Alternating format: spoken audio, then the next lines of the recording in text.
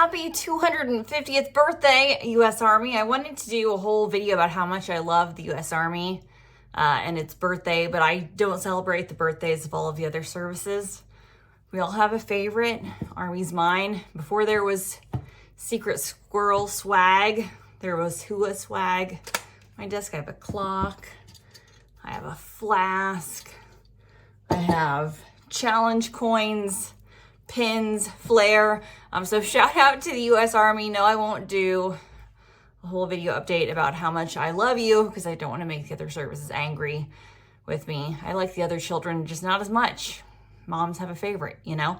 But I did want to talk about, on the heels of the big Army birthday parade, the current fighting going on between Israel and Iran, I have seen the wave of disinformation affecting my social media channels, even my LinkedIn feed, more than usual.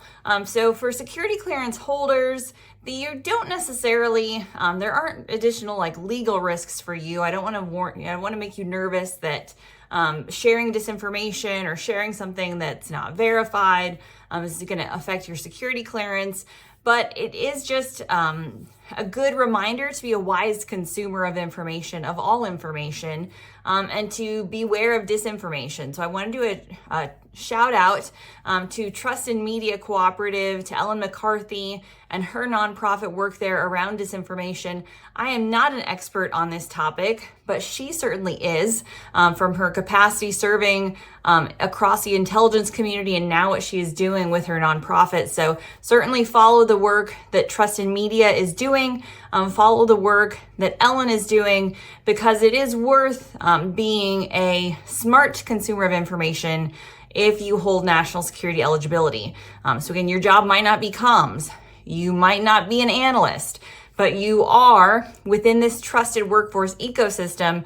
And I hope it gives you that unique position to perhaps be a person in your network that calls out disinformation when you see it. And again, that looks for trusted information when you are out there searching, because there is, again, just so much disinformation going on.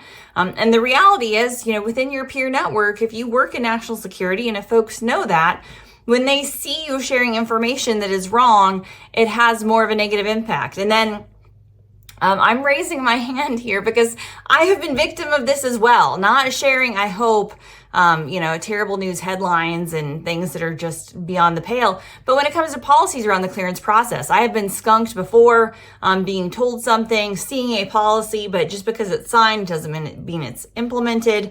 The gray area between policy and reality is where I live.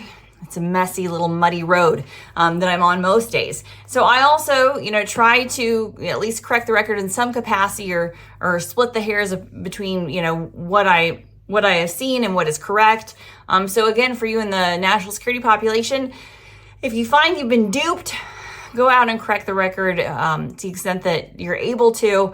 And again, just be wary of what you are looking at and what you are consuming. I know it's summer. I just want to turn off my brain and watch a bunch of Bravo TV too, but we can't do it.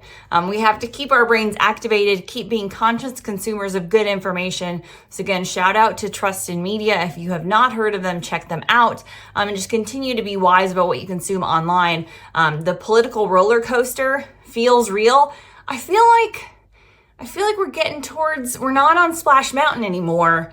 Maybe we're on like the Seven Dwarfs Mine train, and then eventually we'll get to like, what's the soft, and then we're moving to Ariel's Undersea Adventures. Any Disney fans out there? I don't know. I would like to think so. But if you feel yourself jetting down the Splash Mountain of disinformation, stop, check out another source before you share.